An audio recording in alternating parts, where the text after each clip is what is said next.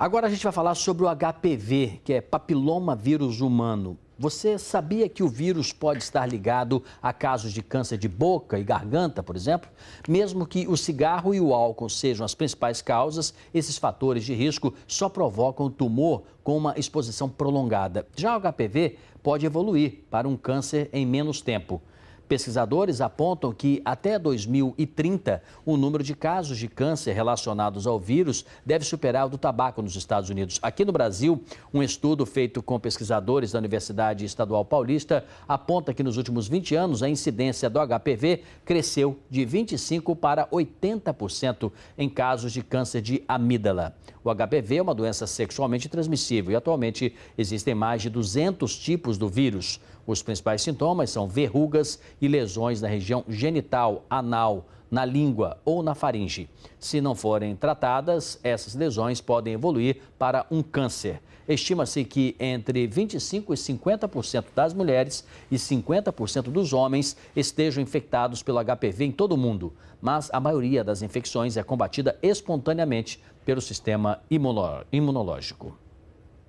E começa na próxima quinta-feira mais uma edição do HPV em Rio, que é um congresso sobre a doença que vai contar com a participação de médicos e pesquisadores do mundo todo. E para falar sobre a relação entre o HPV e os cânceres de boca e garganta, eu converso agora com um dos coordenadores desse evento e médico titular do setor de doenças sexualmente transmissíveis da Universidade Federal Fluminense, Mauro Romero. Boa tarde, doutor Mauro. Boa tarde a você. Eu achei esse percentual de 50% das mulheres muito alto, dos homens também, embora o organismo mesmo, ali está bem claro isso, no que nós mostramos, o organismo acaba criando os antídotos, não é, para a doença. Desse percentual, quantos, o senhor acha que o HPV, quantas pessoas fazem com que o HPV se multiplique?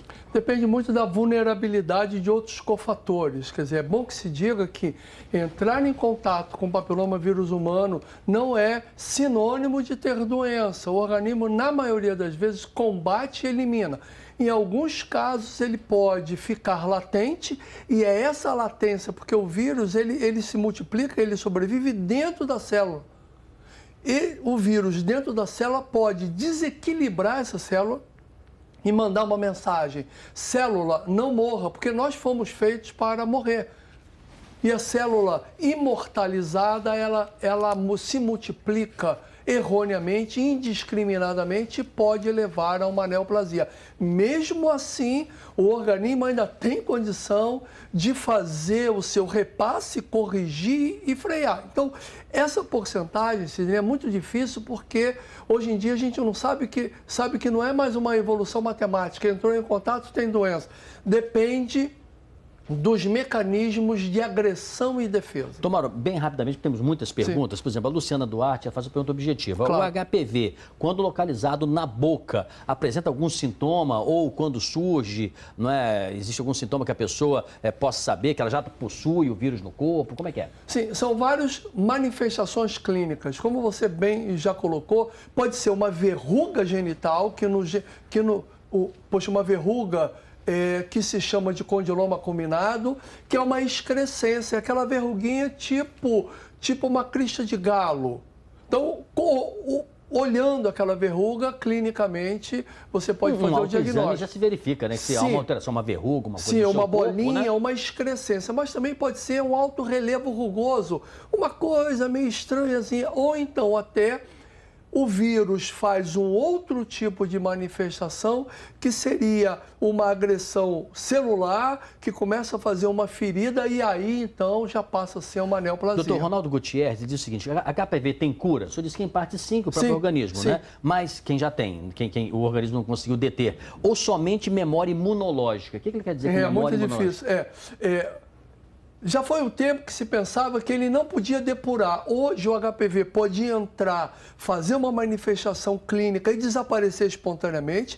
Ele pode entrar e ser combatido e desaparecer, como pode entrar, fazer uma manifestação clínica e ser combatido. Então, uma vez com o HPV, não é mais igual a HPV para sempre. Uma vez com o HPV, não é igual a ter câncer, porque vários tipos de HPV, vários tipos de homem, você é um apresentador, eu sou um médico, o outro é um taxista, cada um dos homens tem um tipo de ação, cada um dos vírus também pode ter um tipo de manifestação e comportamento dependendo até da região. Vamos tentar matar o problema na raiz. A Ana Paula Zalkman, de São Paulo, ela diz: a vacina para HPV é eficiente, é recomendada para quem já iniciou, por exemplo, contato sexual? Sim, sim.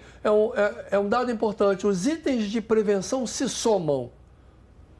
Ter vacina significa botar um item de prevenção, descobrir a vulnerabilidade dessa pessoa para contrair o HPV, uso de preservativo, como você bem falou. Ir ao médico, fazer o exame regular. Ir ao médico, exame preventivo, tratamento precoce, Papa Nicolau, que a população entenda que não existe uma bala mágica para um problema, existe um conjunto. Esse conjunto, sim, hoje passa pela vacina contra HPV. Então, o senhor é rigorosamente favorável. Sim, tanto para homens quanto para mulheres, independente se começou ou não a atividade sexual. Porque você pode começar a atividade sexual, não é igual a ter uma infecção. Doutor, a Renata Pereira Bernardi, lá de Taguatinga, de Brasília, diz o seguinte: existe cirurgia contra o HPV? O procedimento é definitivo para extirpar a doença? Sim, não é contra o vírus, é contra a manifestação clínica.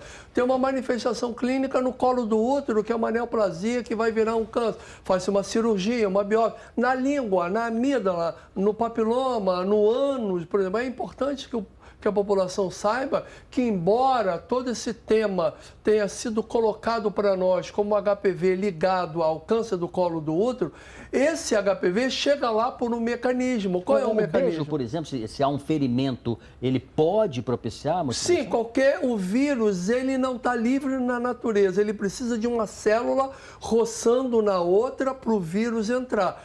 Se tiver uma porta de entrada, se o vírus encontrar um mecanismo de facilidade, ele entra. A propósito, doutor, só para prosseguir nesse raciocínio, o Paulo César Lemos, do Rio, ele diz, do Rio de Janeiro, qual é a forma mais comum de transmissão do vírus? Quais são os níveis de transmissão do vírus no país, em comparação com outros países também? Não. Aí isso prossegue seu raciocínio. Qual é o mais comum?